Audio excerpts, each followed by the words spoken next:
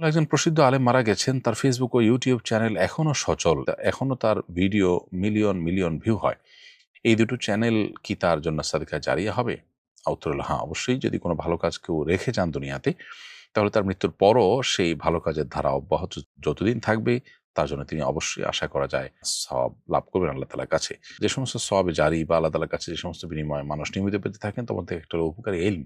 যদি কেউ উপকারী ইলম রেখে যান, তাহলে সেটার সওয়াব তিনি পান। আল্লাহ আমাদেরকে ইখলাস দান করেন, আমরা যেন আল্লাহর কাছে আজরের আশায় এই কাজগুলো করতে পারি। অন্যের বাড়িতে কিংবা রুমে প্রবেশের সুন্নাহসম্মত পদ্ধতি কি? প্রথম কথা হলো আল্লাহ তাআলা বলেছেন, ইয়া আইয়ুহাল্লাযীনা আমানু লা তাদখুলু বুয়ুতান গায়রা বুয়ুতিকুম হাত্তা তাস্তানিসু ওয়া তুসাল্লিমু আলা আহলিহা।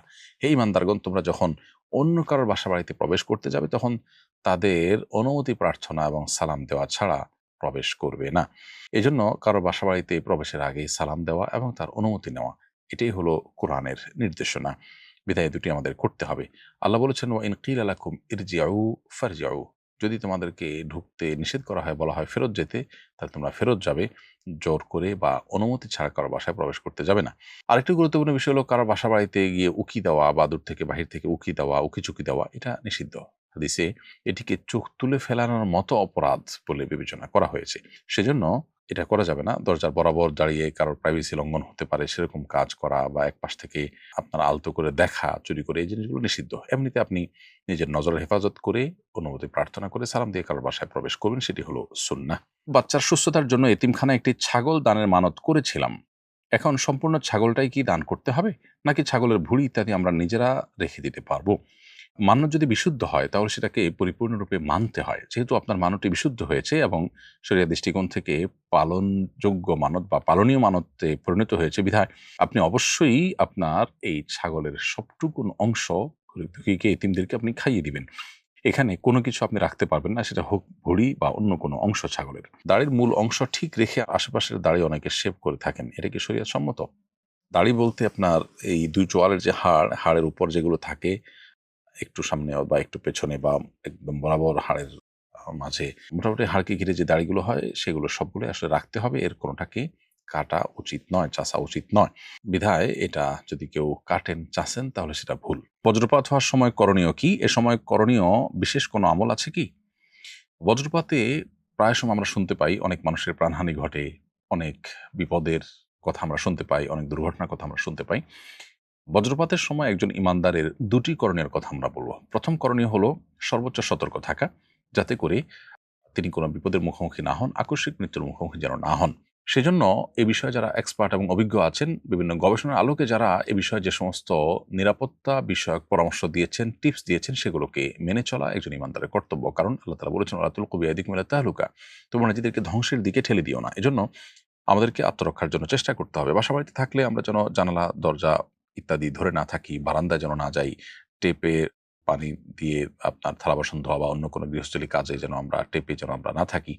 ধাতব কোনো কিছুর স্পর্শে, পানির স্পর্শে যেন আমরা না থাকি এবং মোবাইল ইত্যাদি চার্জরত অবস্থায় যেন হাতে না থাকে। এই বিষয়গুলোতে তারা আমাদেরকে বিশেষভাবে সতর্ক করে থাকেন। এগুলো আমাদেরকে মেনে চলতে হবে। বাসার বাইরে থাকলে আমাদেরকে তারা পরামর্শ দিয়ে থাকেন, আমরা যেন বাসার বাইরে গেলে বাইরে থাকলে কোনো গাছের নিচে বা বিদ্যুতের খুঁটির নিচে যেন আমরা আশ্রয় না নেই।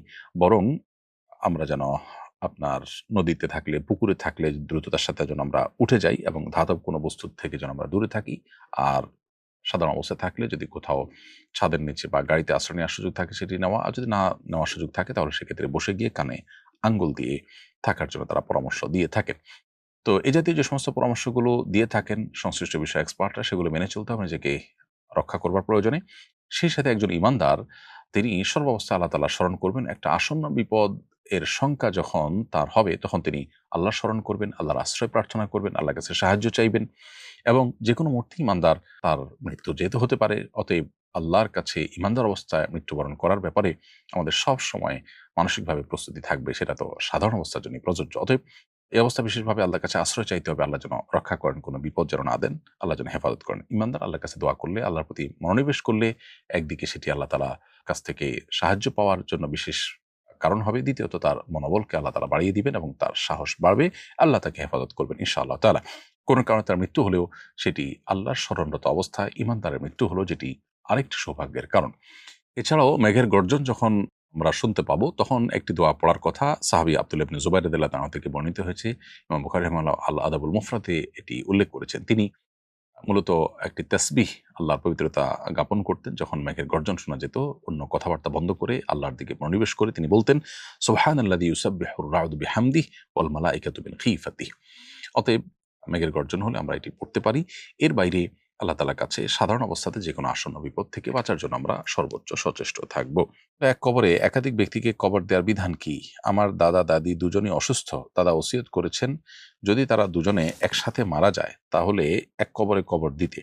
তো হলো যে এক কবরে একজনকে দাফন করাটাই হলো সুন্নাহ। অবশ্য বিশেষ ওজোরের কারণে যদি এক কবরে একাধিক মানুষের কবর দিতে হয়, নিরুপায় বা একাধিক কবর করা কঠিন হচ্ছে, যেমন ওহুদের শহীদদের ক্ষেত্রে করা হয়েছিল, এরকম যদি হয় তাহলে সেটা জায়েজ রয়েছে। আর বিনা ওজরে এক কবরে একাধিক ব্যক্তিকে কবর দেওয়া এটা মাকরু। এজন্য কেউ যদি ওসিয়ত করে যান সে ওসিয়ত পূর্ণ করা যাবে না, বরং আল্লাহ তাআলা দাফন করবেন। আমি একটা দোকানের ম্যানেজার। প্রতিদিন আমি মাল কিনি, এরপর মালিক থেকে টাকা নিয়ে পরিশোধ করি। আমি যদি বাজারে অন্যান্য ব্যবসায়ীর তুলনায় কম দামে মাল কিনে দোকানের কাছে আরেকটু বেশি দামে পাইকারি বিক্রি করি, এরপর মালিক থেকে টাকা নিয়ে পাইকারি বিক্রেতাকে পরিশোধ করি এবং লভ্যাংশটা আমার থাকে, তাহলে এটা জায়েজ হবে কিনা? উত্তর হলো না। প্রিয় দর্শক, এটি জায়েজ হবে না। কারণ আপনাকে মালিক রেখেছেন, বেতন দিচ্ছেন। এই বেতনটা কিসের বিনিময়ে দিচ্ছেন? মালিকের হয়ে আপনি এই কাজগুলো করবেন।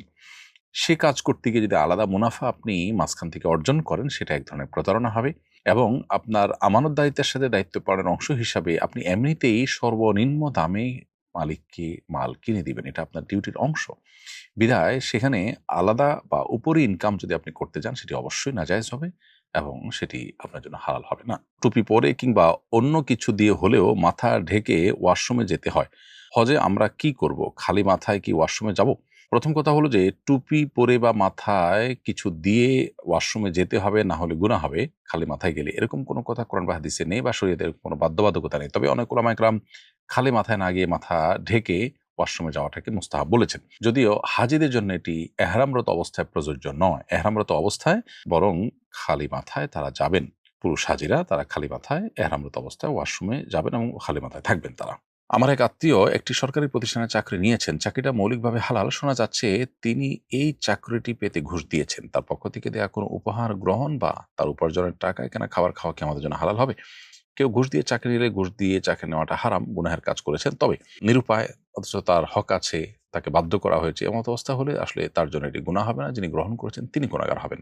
আর যদি স্বেচ্ছায় সেদে নিজে ঘুষ দিয়েও থাকেন, তাহলেও তিনি হারাম কাজ করেছেন, কিন্তু উপার্জন যেটি করছেন হালাল কাজ করে উপার্জন করছেন, তার পারিশ্রমিক নিচ্ছেন, সেটি কিন্তু হারাম হবে না। বিধায় উপার্জিত যে সম্পদ সেখান থেকে আপনাকে কোনো উপহার উপঢৌকন দিলে আপনি সেটি গ্রহণ করতে পারেন।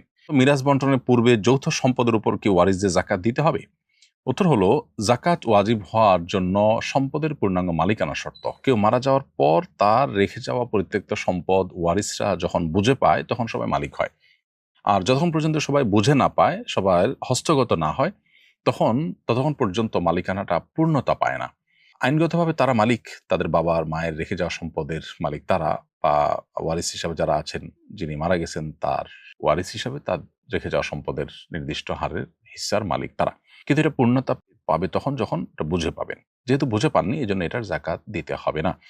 তবে যদি দীর্ঘদিন পর্যন্ত এভাবে ফেলে রাখা হয় অথচ বুঝে পেতে কোনো অসুবিধা নাই তাদের, তারা চাইলেই ভাগযোগ করে নিতে পারেন কিন্তু নিচ্ছেন না, ঝুলিয়ে রাখছেন, তাহলে সেক্ষেত্রে পাকিস্তানের বানুরি টাউনের ওলামা ইকরামের ফতোয়ার আলোকে এই যৌথ টাকাটার উপরে যাকাত দিতে হবে।